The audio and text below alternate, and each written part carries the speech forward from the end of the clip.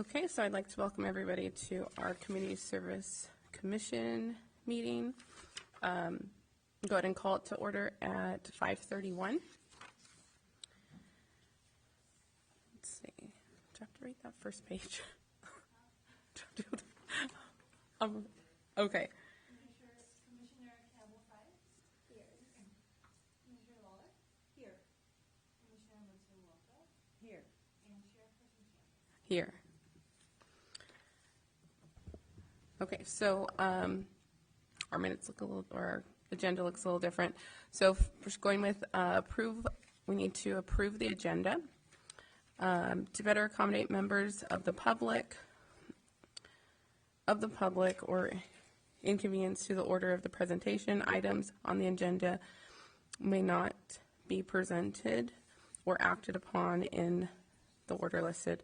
Actions of the agenda may be added only pursuant to California Government Laws Code Section 54954-2B.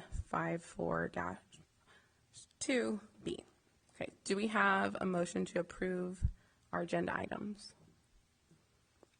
Aye. Do I have a second? Aye. Okay.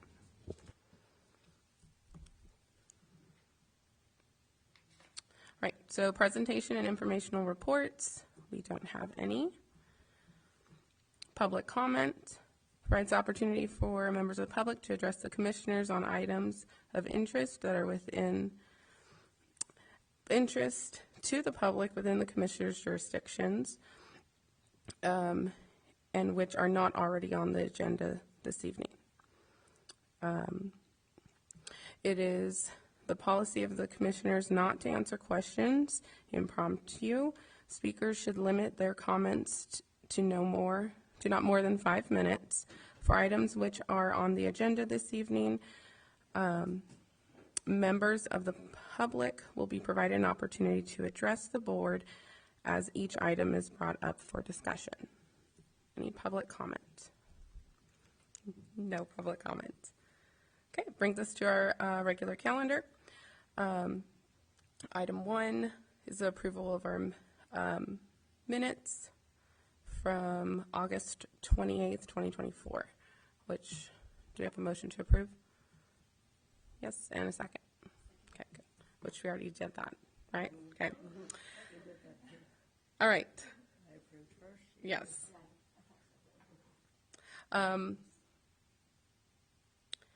And let's see, item 2 is election of vice chair, which, Adam. Good evening, commissioners.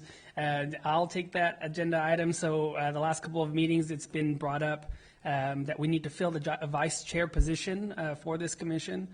Seth Brown currently held it in January 2024. When he resigned, the spot stayed open. We do have one commissioner that is interested in the position, and Jen Guerra. She's not here this evening, but she has spoken her interest in holding that position. The authority of that chair position is just secondary in the event that Sarah Chambliss, your current chairperson, is not able to attend a meeting or present a public function. You would be the acting voice for the commission, or you would just preside over the meetings. So we do have that one. It is just a name vote, so we do have, like I said, Jen Guerra.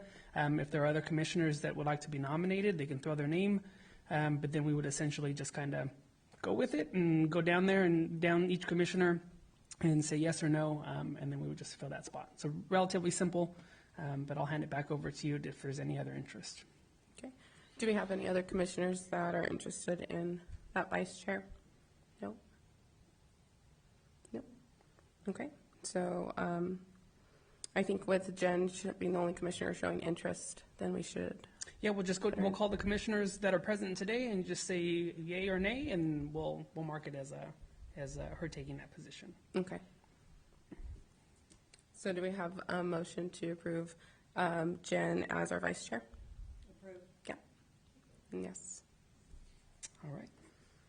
Okay. That brings us to item number 3, our Parks Master Plan discussion and presentation. President C. So that's actually where we're going to be a little bit of an adjustment. So our current presentation from Ms. Sam Langford from Fresno State was supposed to come and introduce the Parks Master Plan this evening, but because of time constraints between his classes and our meeting time, he just felt, or I felt, that it'd be best that we just kind of move that to a different time. But I did send out yesterday evening to all the commissioners, and it is in front of you. I did print it out. It is the bio and essentially the proposal for the Parks Master Plan, the work program for the City of Kingsburg Park and Recreation Master Plan.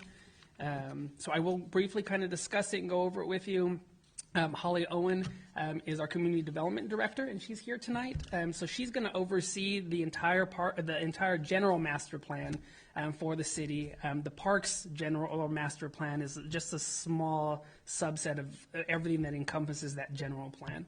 And because this is the commission that oversees Parks and Recreation, it's kind of going to be your baby going forward with this one little section. So just a brief update or just a background. Sam Langford is a professor, PhD, is currently professor and chairperson of the Department of Recreation Administration and former interim director dean of College of Human and Health Services at Fresno State. He holds a bachelor's degree in geology and community planning and has a master's in Parks and Recreation Administration from California State University, Chico. He also holds a master of urban planning and has a PhD in Parks, Recreation, and Tourism from the University of Oregon. We've gone through a process of selecting him and his organization to oversee this Parks General Plan. The following pages that were printed out for you will describe the methods and procedures proposed to develop the City of Kingsburg Park and Recreation Master Plan. It includes a timeline and a budget for this process. It also outlines the Excellent City Parks System, which describes 7 factors of city park excellence, and they're identified as the following. So these are, again, for Parks Master Plans: a clear expression of purpose, an ongoing planning and community involvement process, sufficient assets in land, staffing, and equipment to meet the system goals, equitable access, user satisfaction, safety from crime and physical hazards, and benefits for the city beyond the boundaries of the park. The ideal Parks Master Plan should include an inventory of natural, recreational, historical, and cultural resources, a needs analysis, an analysis of connectivity and gaps, an analysis of the agency's ability to carry out its mandate, an implementation strategy, and a description of other park and recreation provider roles.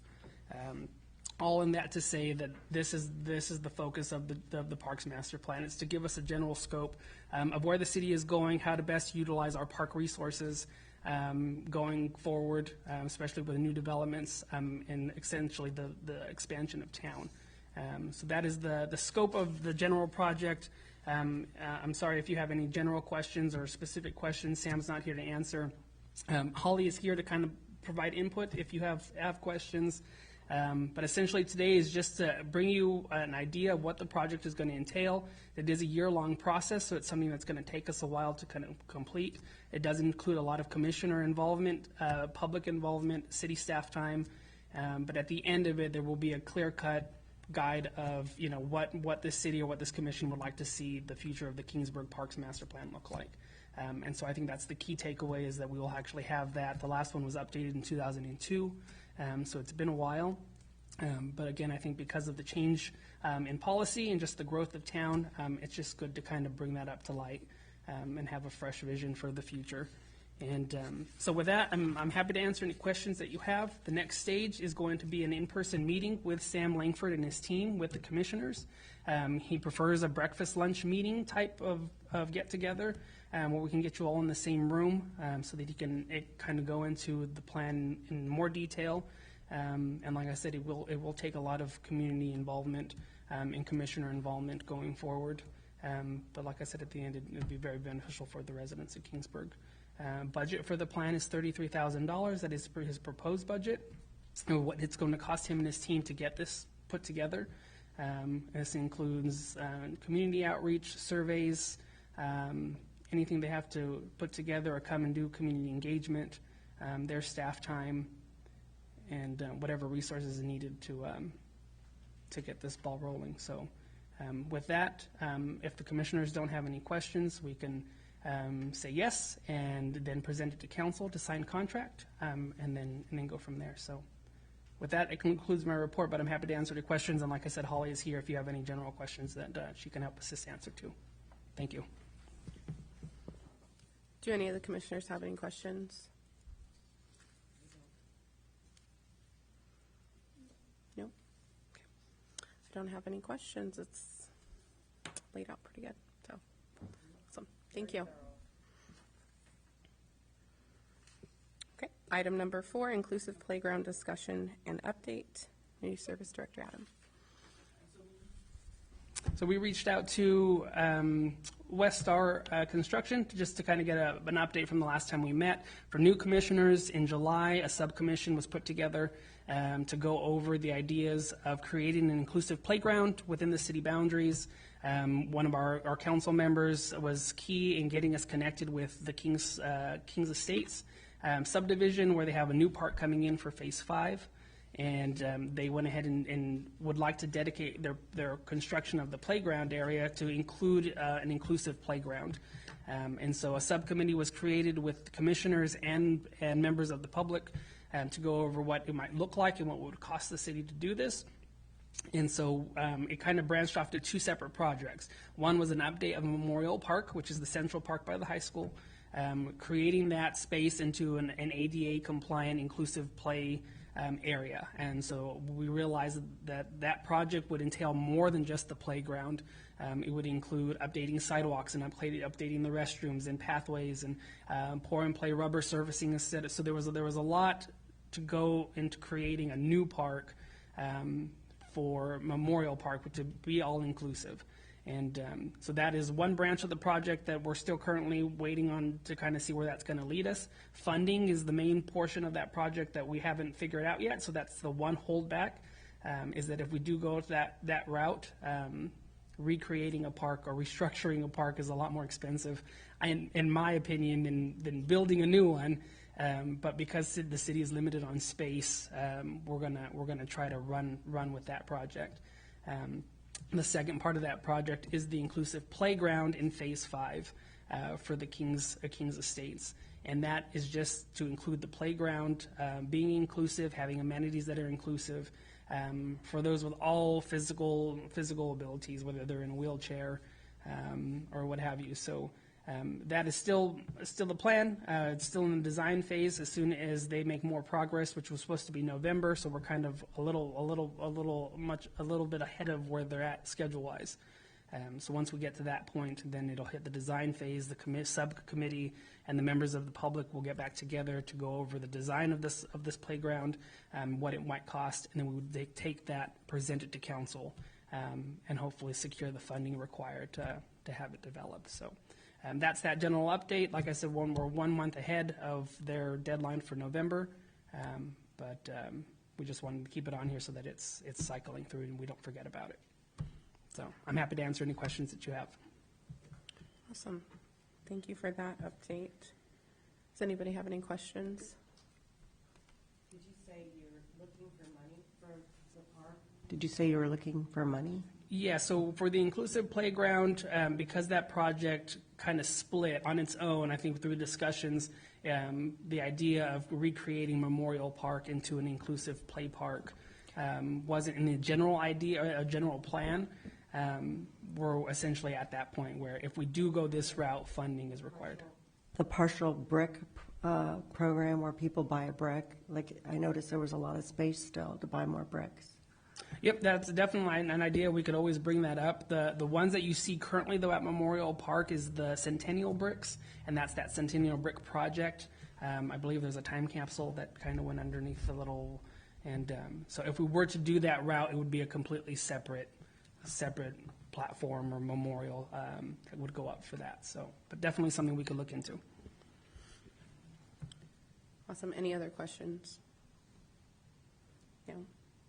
On Instagram, I found a lot of different grants for inclusive playgrounds. It's a little bit more geared, it sounds like, towards schools, but I was hoping to reach out and share some of those different things. Like, it's a big push that I found in different people.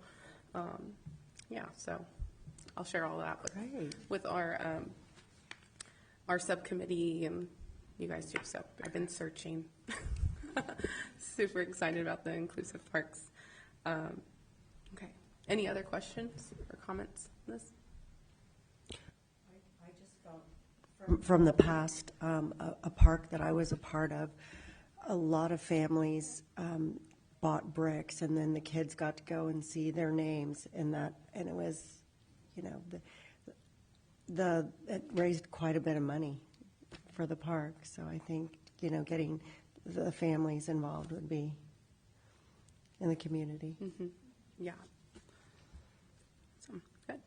Right. Awesome. Thank you so much, Adam. Okay. Item number 5, dog park discussion and update. Adam again.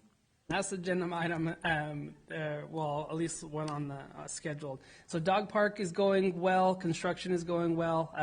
Met with the city engineers on Tuesday. The project is still slated to be completed mid to late November. We got word on Tuesday from our public works director that the restrooms are scheduled to be delivered November 18th. So a little bit right on schedule. We were estimating them to show up somewhat in December because there was a delay in putting them together. But we got word that November 18th will be delivery. With that, we'd like to discuss or have the commission discuss the possibility of a ribbon cutting grand opening of the park. A couple of things to kind of highlight when would be an appropriate time to do it. I know November isn't necessarily great on weather. So definitely something we want to consider, to have the commission consider if it's something we want to do December, January, or we wait until everything is, you know, essentially completed and done, maybe early spring. Of course, it's a decision for you to make. And then essentially how we'd like to spend. You have additional funding, that $5,000 that was donated to the dog park that is in control of the commission, how you guys would like to see that utilized. And if we're not there yet, then we just keep that in the back of our minds that you guys do have funding that needs to go towards the dog park at some point. So, but I'll hand that back over. You guys can go ahead and discuss the ribbon cutting, grand opening, what you'd like to see, and possible dates to do it. So, Got it. Awesome. So I would say probably for ribbon cutting, probably after the holidays. So I'd say after the holidays, maybe even spring beginning. Nice weather for sure. And stuff, make sure everything's complete. And stuff. Do we have anything on this? What was it? Was it the sign that we had discussed last time? I think Any I said update? that we sat down with the subcommittee and we had talked about potentially doing a sign. I know I met with Commissioner Warkentine, and she made some connections with some agencies in Fresno that were working on park signs, but I don't know if that was to include the dog park sign. For those of you who aren't familiar, the dog park has a radio tower that's right next to it that belongs to the city, and the original idea was to get it removed, but that was more funding than we had to remove the tower. So now somehow creating it or incorporating it in the design. And one of the ideas was to turn that radio tower into some kind of sign for the dog park. And so we didn't know what that would potentially cost, and I think subcommittee was working on kind of going that route. They want people to see the sign from the freeway, but obviously with planning, we have to work with them to make sure it's an appropriate sign to put up there for people to see on the freeway. But yeah, that was the idea for the sign. So Got it. Okay. Awesome. But yeah, I would say probably after the holidays, Okay. maybe even spring. Right So in we'll bring it back around in the January meeting. The likelihood of having a December meeting is probably not. It's the fourth Wednesday, which is the week after Christmas, and usually we don't get a quorum, so we usually skip out in December and then come back in January. Okay. Perfect. Okay. Future agenda items. Just bring the dog park ribbon cutting back to the agenda. Any commissioners have any future agenda items? I do have one. So in front of you is an assessment, the City of Kingsburg Parks assessment sheet. I can send it to you in an email. It's essentially assessment of all the city parks. So I got the opportunity to meet with our new commissioner, Campbell Fryatt, a week ago, or a week and a half ago, something like that. And we had discussed in previous commission meetings about going around to all the local parks and just doing your annual assessment of what you think where the park stands, what it needs, and for those that haven't visited the parks, just to kind of get a familiarity of what they look like. There's a total of 12. A lot of people don't know that, but there are 12 city parks. And so on the last page of the assessment is a list. Keep in mind that not all parks have actual addresses. So the addresses you see on there are not the official addresses. They're just the ones that if you were to put it in Google, it'll take you to exactly where you need to go. So that's what I had to test out this morning, just to make sure that I was giving you correct addresses. But I can give you printouts if you need one for each of the parks. But really, it's just filling out the assessment, going through, scoring in those areas so that we can come back as a commission, compile the data, and then essentially it'll help create future projects for this commission. Commissioner Weston Johnson had mentioned last time that there used to be a list of priority projects for this commission, but throughout the years we've been knocking them down and never really replacing them. So it's nice to kind of create a new list of where we think things need to take place, or just new projects in general. When the dog park is complete, the restrooms in Athol Park have been completed, the horseshoes at Memorial were completed, the skate park was completed. So we've gone down a list of these things that the commission has completed in the last several years since I've been here.